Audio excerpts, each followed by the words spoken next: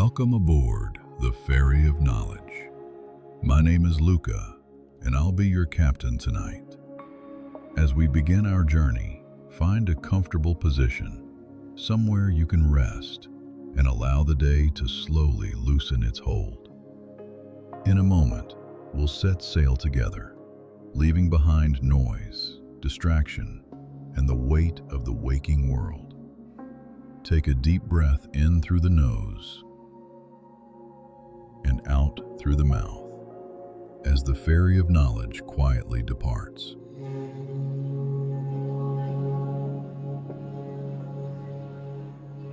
Circe is often remembered for what she did to others.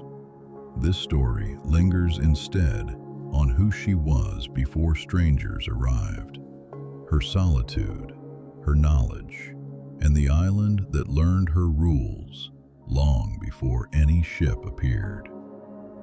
It is a story of power, boundaries, and what happens when hospitality is mistaken for permission. The sea slows before it reaches the shore, not because the wind has weakened, and not because the tide has turned, but because something in the water itself seems to hesitate. Waves that have crossed vast distances lose their certainty here, their crests flattening as if the island ahead is quietly resisting arrival. The land rises from the sea without urgency. Dark soil, thick with growth, climbs gently from the waterline into dense forest. Leaves glisten with a deep, unnatural green, catching light in a way that feels deliberate rather than accidental. No birds circle overhead. No distant calls echo from the trees. The island is not empty, it is attentive. This place is called Aeaea. It does not welcome visitors. It does not repel them. It waits. At the heart of the island stands a house built of stone and timber, simple in shape, yet unmistakably intentional.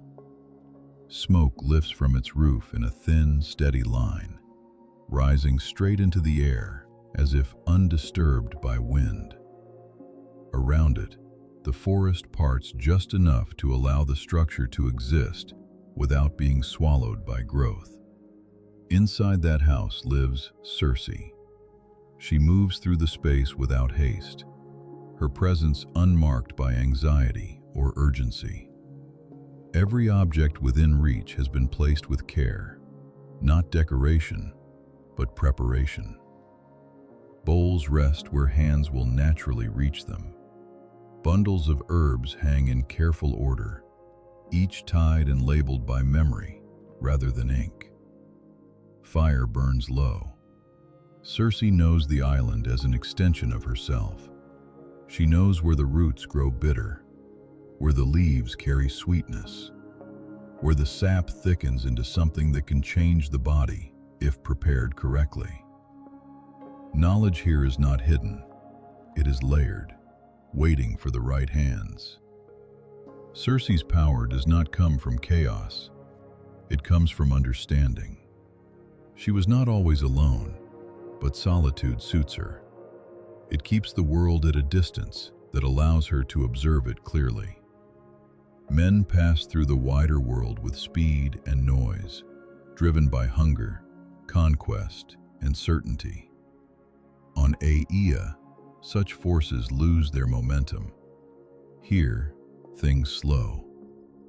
Animals move freely near the house. Lions, wolves, creatures that elsewhere would inspire fear. They do not bare their teeth. They do not flee. They watch with calm eyes, their bodies relaxed, as though they recognize the one who walks among them. This is the first unsettling truth of the island. Nothing here behaves as it should. Circe steps outside and looks toward the sea. Far beyond the tree line, something approaches, not yet visible, but felt.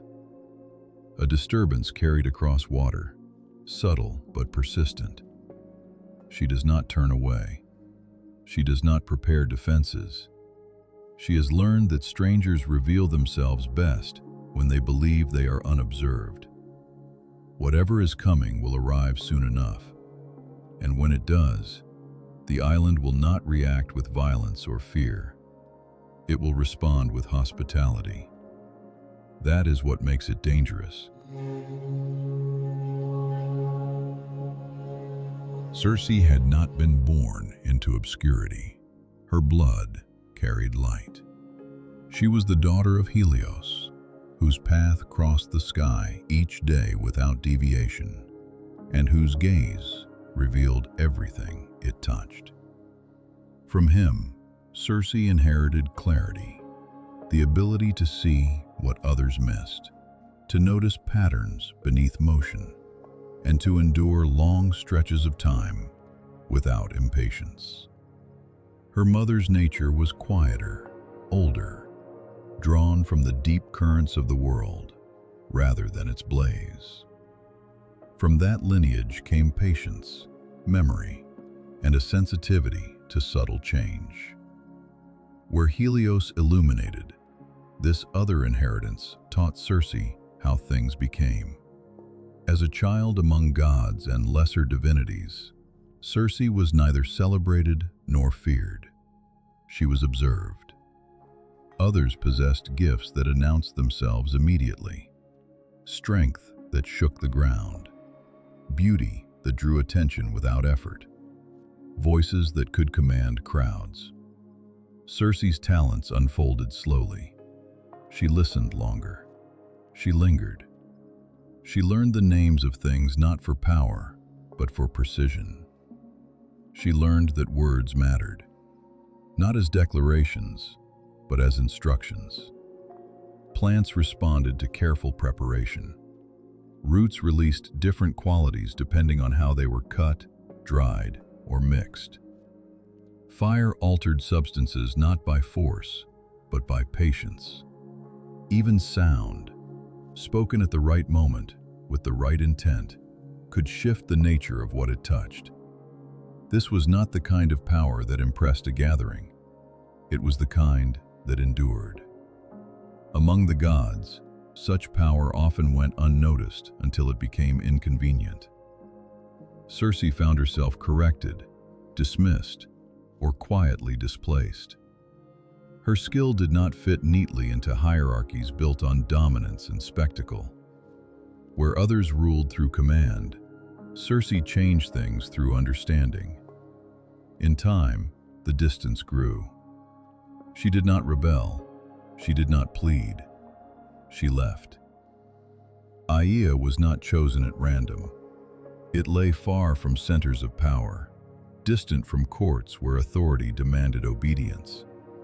The island offered isolation without emptiness, a place where knowledge could be practiced without interruption. There, Circe refined her craft.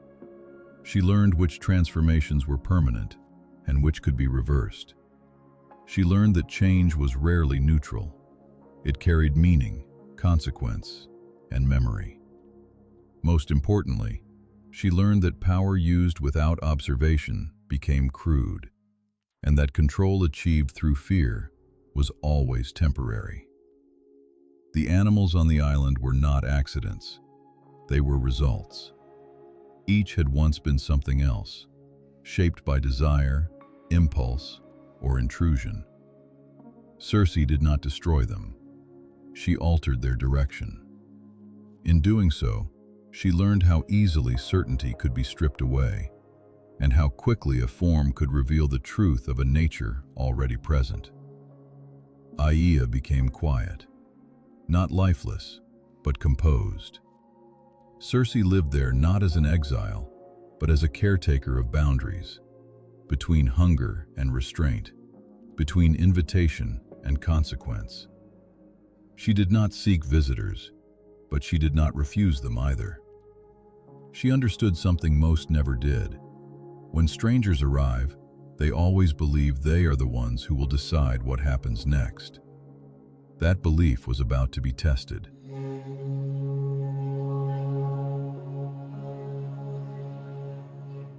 Circe's power did not erupt. It accumulated. On Aeaea, magic was not an act of force, but a process of attention. Nothing happened quickly unless it had been prepared for. Roots were not gathered at random. Leaves were not plucked without purpose. Every substance on the island held more than one nature, and which nature emerged depended entirely on how it was approached. Circe learned this early. A plant cut too soon produced bitterness. The same plant cut later produced calm. Heated gently, it softened the body. Heated too quickly, it hardened it instead. Transformation was not imposed. It was guided. This was the first rule of her craft. Nothing could be changed unless its nature already leaned in that direction. Magic did not invent new truths. It revealed existing ones by stripping away restraint. That was why animals appeared so often in her work. They were not punishments. They were clarifications. A man who moved through the world driven entirely by appetite, by impulse, by the certainty that others existed to be consumed. Such a man required little adjustment. Remove the language, remove the posture, remove the illusion of control. What remained was already present. Circe did not take pleasure in cruelty. She took interest in honesty. Her spells were built slowly. Herbs were crushed, not burned. Liquids were stirred until they changed texture, not color. Words were spoken softly, without command, allowing the body to follow rather than resist.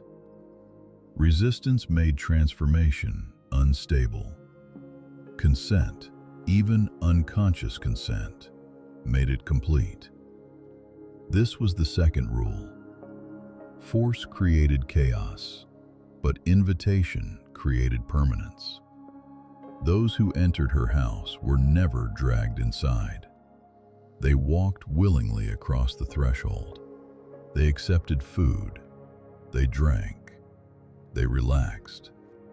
The moment of transformation always came after that. Circe understood something fundamental about power. It worked best when it felt like comfort. Fear made people alert. Comfort made them careless. In carelessness, the truth of a person surfaced without defense.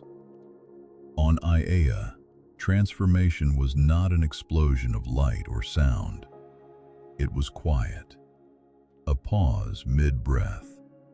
A heaviness in the limbs. A sudden inability to remember why one had come at all. Bodies changed because the mind had already surrendered its authority. And once changed, the new form held memory.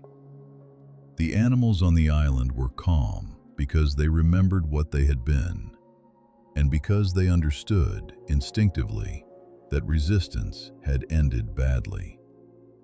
Circe observed them closely. She learned which changes settled gently and which caused distress. She learned that reversal was possible only if the original self had not been entirely abandoned. Some transformations, once completed, became identities rather than conditions. This knowledge mattered, because soon the disturbance on the sea would become visible. Soon, strangers would step onto Aeaea, believing themselves unchanged.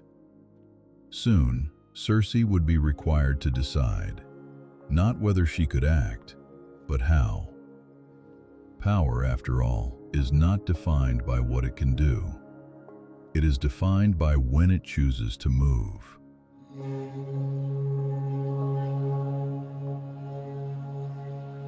The first sound is not the ship. It is the oars. Wood dips into water with a steady rhythm, deliberate but tired, as though the sea itself is being asked for permission rather than challenged. The sound reaches the island before the vessel does, carrying with it the faint pressure of intent. Men who have traveled far, who are hungry, wary, and still convinced that the world ahead will respond as it always has. The ship emerges slowly from the brightness of the open sea. Its hull bears the marks of long passage, salt-crusted wood, rope darkened by use, sails that have been folded and unfurled too many times to count. This is not a vessel of conquest, it is a survivor, and survival has sharpened the men aboard in uneven ways. Some lean forward, eager for land. Others remain seated, eyes scanning the tree line. The island gives no signal in return. No smoke rises to guide them. No harbor opens to receive them. Aeaea offers no reassurance, and yet the shoreline is calm enough to invite approach. The water near the beach lies almost flat, as though the sea itself has chosen to rest here. The ship is grounded. Boots touch sand. The men move cautiously at first, then with growing confidence. The ground holds firm beneath their feet. Nothing stirs in the forest. The silence feels earned, not empty, like a room that has been waiting for conversation. They do not know they are already seen. From within the forest, Circe watches. She does not hide. She simply remains still, allowing the men to reveal themselves through movement rather than words. She observes how they separate, how some press forward while others hesitate. She notes who laughs too quickly, who touches the ground as if to confirm it is real, who scans the shadows for threat. This is how she reads them, not as a group, but as individuals. They move inland, following a narrow path that seems to have formed naturally, though no foot has shaped it. The air grows heavier as they walk, rich with scent. Unfamiliar flowers, warm earth, something faintly sweet beneath it all. Ahead, the house becomes visible. Stone walls catch the light. The door stands open, unguarded. Smoke drifts upward in a thin line, steady and unbroken. To men who have known uncertainty for too long, this is not a warning. It is relief. They call out. No answer comes. The door remains open. Hospitality, they assume, is being offered. They do not consider the possibility that it has been designed. As they step closer, the animals appear. Wolves, lions, shapes that should provoke fear. Instead, they move aside calmly, eyes clear, bodies unthreatening. The men slow, confused. Fear rises, then dissolves. Nothing attacks, nothing flees. One of the men laughs, uneasy but encouraged. Whatever danger this place holds, it does not announce itself. Circe waits until they cross the threshold, not because she must, but because this moment matters. Everything that follows will depend on what the men believe they have found, and what they believe they are entitled to take. The door closes softly behind them, and the island resumes its silence.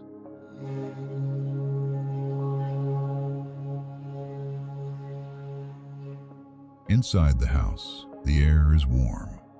It carries the scent of bread just removed from heat, of herbs steeping slowly in liquid, of oil warming in shallow bowls. For men who have known only salt air and hardship for too long, the space feels not merely safe, but generous. The walls do not loom. The fire does not roar. Everything has been arranged to quiet the body before the mind has time to question. Circe moves among them with ease. Her presence does not command attention, yet it holds it. She speaks without urgency, her voice measured and even, offering food as though this were an ordinary meeting between travelers and host.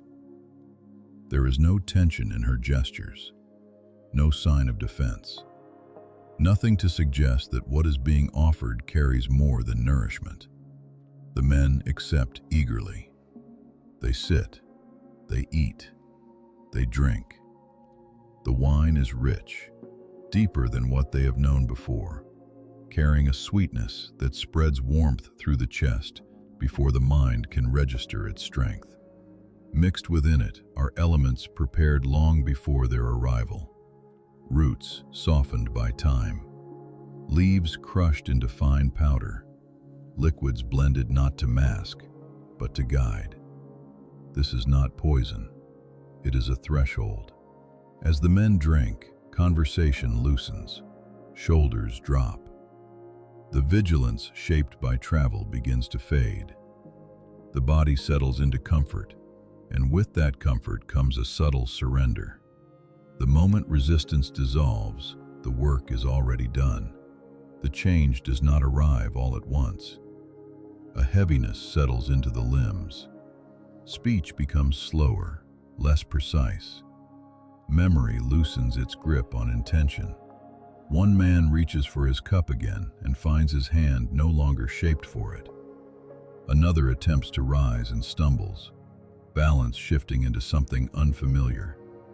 Panic flickers briefly, not sharp enough to take hold, but present enough to be noticed. Then the forms begin to change.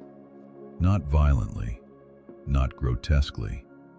Bodies shorten or broaden, spines curve, skin tightens or thickens.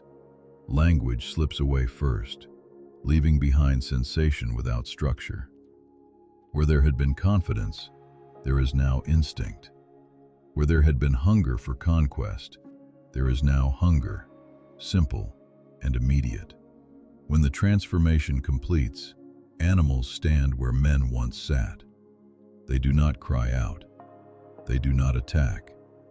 They look at Circe with recognition, not of who they were, but of who now holds authority over their form. Circe watches carefully. She notes which changes settle easily and which resist. She observes how quickly each new body accepts its limits. Some animals pace, some freeze, some lower their heads in immediate submission. The transformation has not erased them, it has clarified them. She speaks then, not in command, but in acknowledgement. The animals respond not with fear, but with calm. They move as they are guided, stepping outside into the forest where others like them already dwell. There is no struggle, no chase. The island absorbs them as it has many before. When the house is empty again, Circe remains where she is.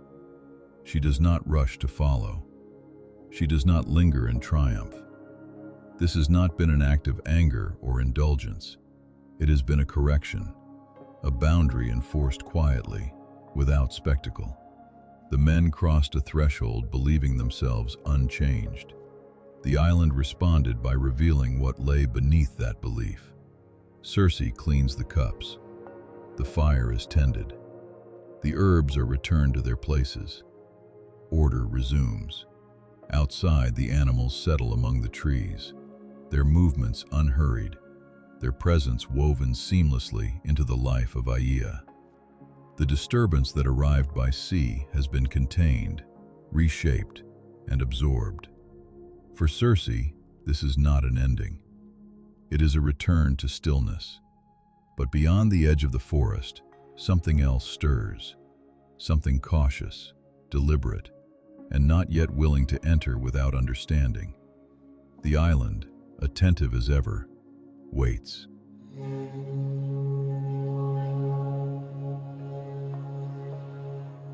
Silence returns to the house gradually. It settles first into the corners, then along the walls, until even the fire seems to burn more quietly. Circe moves through the space alone now, her steps unhurried, her attention already shifting away from what has just occurred. Outside, the forest adjusts. The animals find their places without confusion. Hooves press into familiar soil. Paws move through undergrowth already shaped to receive them. No cries rise in protest. No attempts are made to flee the island. What has been changed has also been contained. This is what Circe has learned to value, not domination, but resolution. She does not consider what has happened a victory. Victory implies opposition, and there was none. The men had entered her world without understanding its rules. The island had responded by enforcing them. Nothing more was required. Circe sits near the fire and watches the flame work. She understands that power, once used, leaves traces, not on the world, but on the one who wields it. Too much action dulls judgment. Too much restraint breeds resentment. Balance must be practiced, not assumed. This is why she lives apart. Not because she despises others, but because distance preserves clarity. On Aeaea, nothing rushes her decisions. Nothing demands immediate response. She can observe her own motives as carefully as she observes those of strangers. She knows what the wider world says of her. They call her dangerous. They call her cruel. They call her something to be survived rather than understood. Circe does not argue with these judgments. They come from people who confuse consequence with malice and power with intent. They arrive expecting a test of strength and leave convinced they have encountered a threat. Rarely do they consider the possibility that they were measured, found wanting, and reshaped accordingly. What matters to Circe is not how she is named, but whether her boundaries hold. Aeaea remains intact. No fire spreads beyond its hearth. No violence echoes through its trees. No chaos lingers after visitors depart. The island teaches restraint through experience, not warning. Circe tends to her work. She replenishes what has been used, noting which herbs will need time to grow back, which mixtures must rest before they can be relied upon again. Magic, like all things, weakens when treated as endless. She allows nothing here to become careless. As the day wears on, the sea beyond the trees shifts. Circe senses it before she sees it, a different kind of presence, one that does not press forward blindly. There is caution in its movement, calculation in its pace. Whatever approaches now has learned to hesitate. This is new. She stands and moves toward the edge of the forest, listening. The island does not tense. It does not brace for intrusion. It simply waits, the way it always does when something arrives that might require more than a single response. Circe understands then that the next encounter will not follow the same pattern. Some visitors reveal their nature immediately. Others arrive prepared to learn. And those are the ones who change the island, not by force, but by staying long enough to be understood.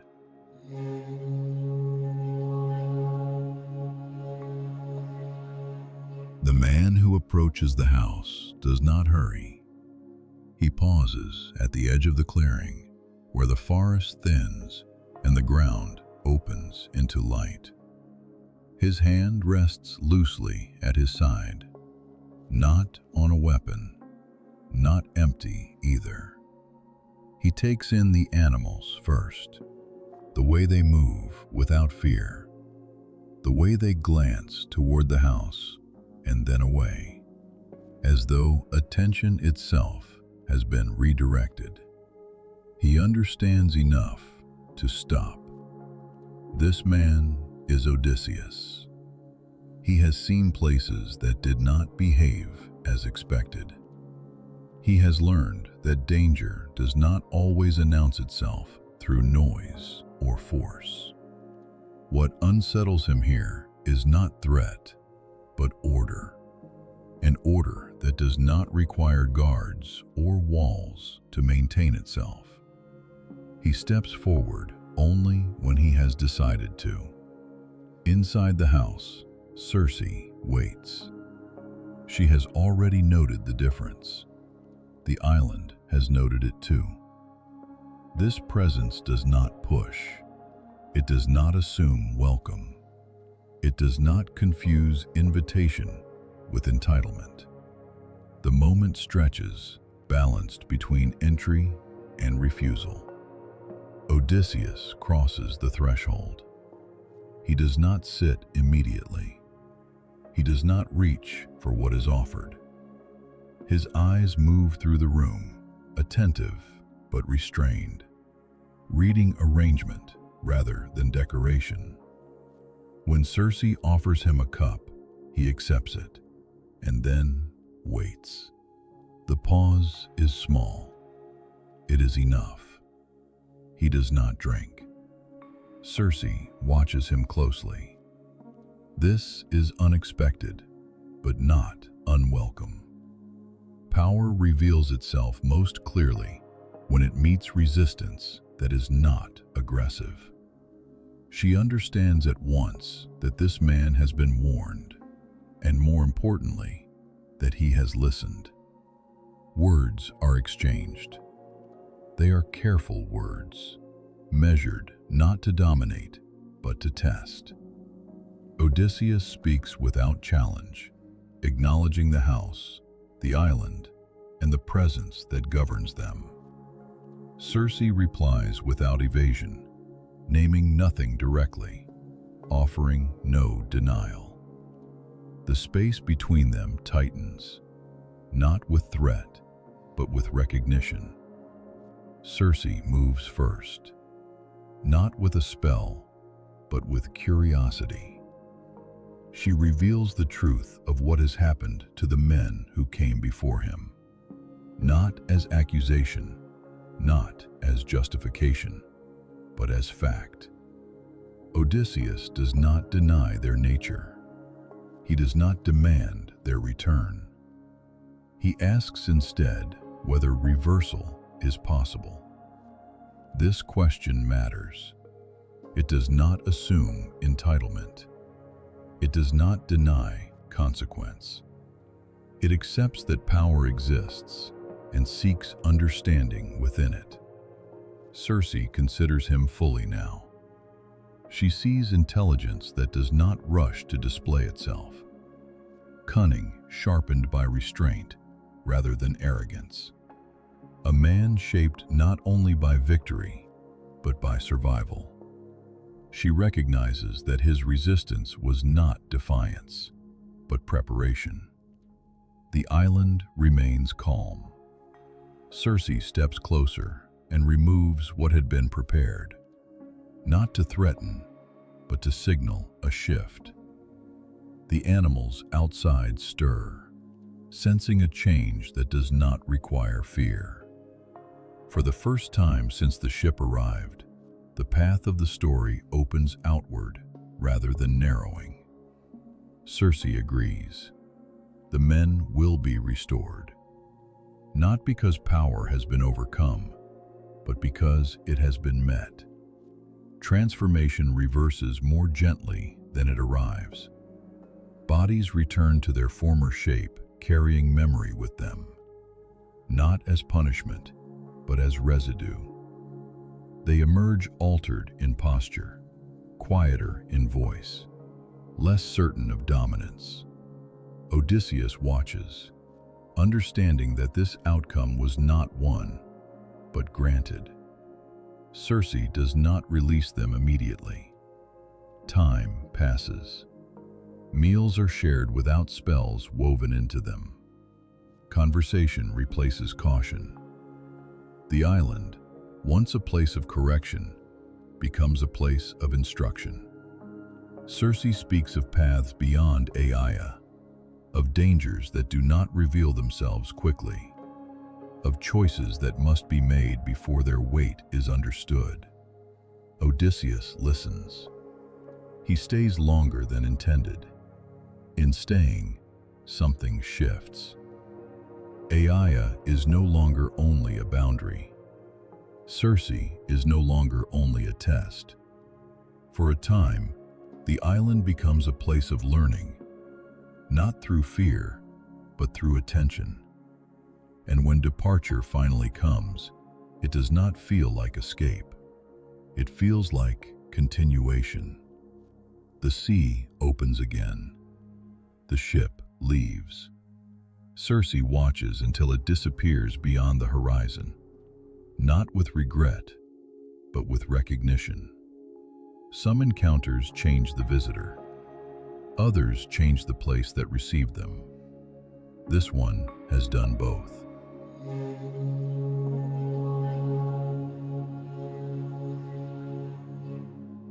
The island exhales after the ship departs, not all at once, and not with relief, but with a subtle easing, as though a long-held balance has been set down gently rather than dropped. The path through the forest begins to soften. The animals resume their slow, unremarkable movements. Aeaea returns to itself. Circe does not rush back into solitude. She walks the perimeter of the clearing first, attentive to what has shifted. Places where voices lingered now hold only the memory of sound. Footprints fade as the ground settles. Nothing has been damaged. Nothing has been taken.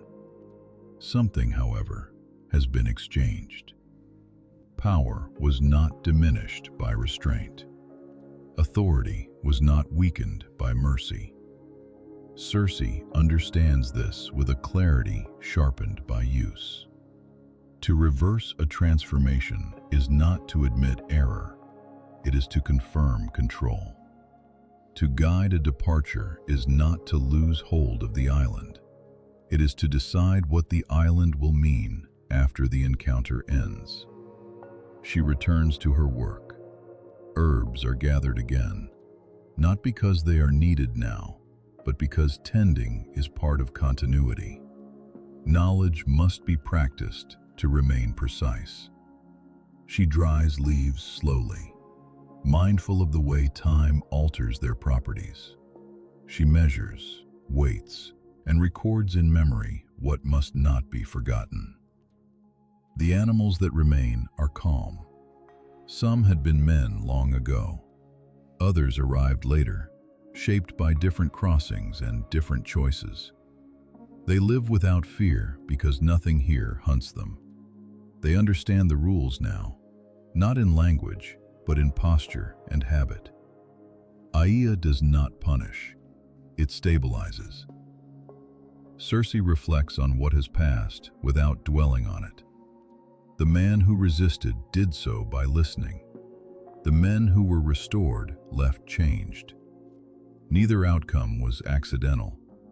The island did not exist to collect souls or prove strength.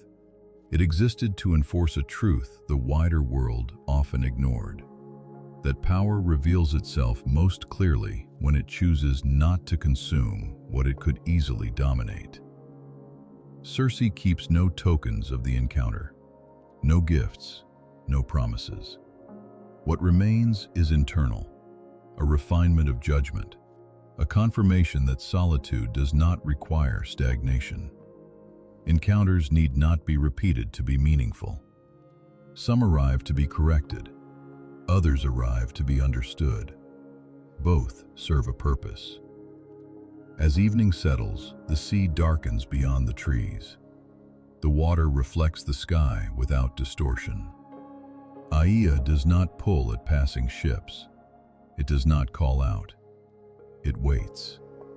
Circe stands at the threshold of her house and looks outward, not searching, not anticipating, simply acknowledging that the world continues to move. When it brings another presence, she will observe again, decide again, and act only as much as is required.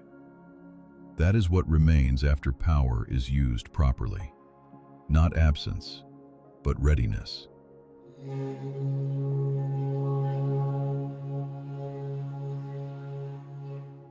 Night settles over Aeaea without ceremony. The forest darkens evenly, shadows stretching not as threats, but as continuations of form. The house holds its warmth. The fire burns low and steady, neither demanding attention nor fading away. Everything that belongs here remains in balance. Circe moves through the quiet with familiarity. She knows the rhythm of this place, how the night deepens, how the animals find their rest, how the sea changes its voice after dusk. Nothing presses against her. Nothing asks to be altered. This, too, is part of her power, the ability to exist without needing to act. Aeaea does not remember visitors the way people do. It remembers outcomes. The men who arrived believing themselves unchanged, left with a deeper awareness of restraint. The man who listened departed carrying knowledge that would serve him long after the island vanished from sight. Neither stayed, neither needed to. Circe does not measure her life by how many pass through her domain. She measures it by whether the boundaries hold. They do. The island remains a place where intent is tested quietly, where certainty slows, where hunger reveals itself without disguise. It does not seek the lost. It does not trap the unwary. It simply exists, offering hospitality that is real and consequence that is proportionate. Circe sits near the doorway as the last light fades. She is not waiting for another ship. She is not replaying what is past. She understands something that few in the wider world ever do, that power does not need to be proven repeatedly to remain intact. It needs only to be applied correctly when required, and withheld when it is not. The sea beyond Aeaea continues its endless movement, carrying stories away from the island and toward others. Some will be told inaccurately. Some will grow exaggerated with distance. Circe does not concern herself with that. The truth of what happened is not carried in words. It remains here, in the calm of animals that do not fear her, in the house that stands open without invitation, in the island that waits without longing. Aeaea endures, not because it is defended, but because it is understood. And so Circe remains, not isolated, not diminished, not unchanged, but precisely where she has chosen to be, ready for whatever the world brings next, and content to let most of it pass by.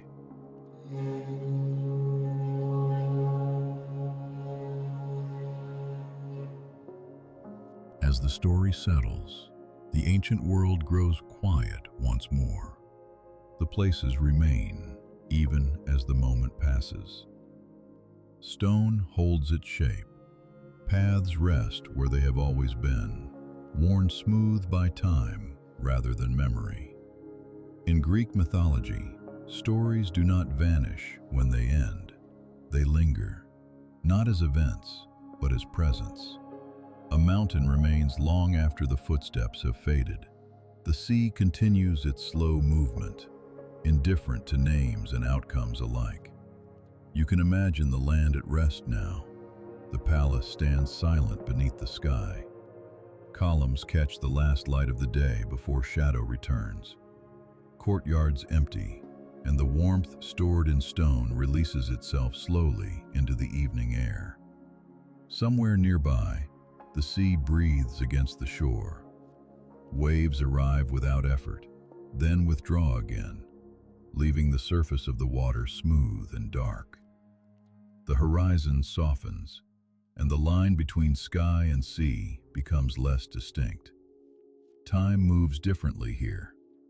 There is no need to follow it, no need to mark where one moment ends and another begins. The ancient world continues in its own rhythm, steady and unhurried. In these stories, gods once walked among mortals. Heroes crossed land and sea. Monsters rose and fell. And yet, what remains most constant is the stillness that follows. You might imagine a path now, not one that leads anywhere in particular, but one that simply exists. It curves gently through open land, bordered by stone and earth, familiar and unchanged. There is nothing required of you along this path, no destination to reach, no choice to make. The path continues whether you follow it or not. Above, the sky deepens. Stars appear one by one, distant and steady, placed gently into the dark. They remain unmoving, watching over land and sea alike, as they have for countless nights before this one. The world feels wide here and calm. Stories return to the places that shaped them. The sea keeps its secrets. The land holds its silence.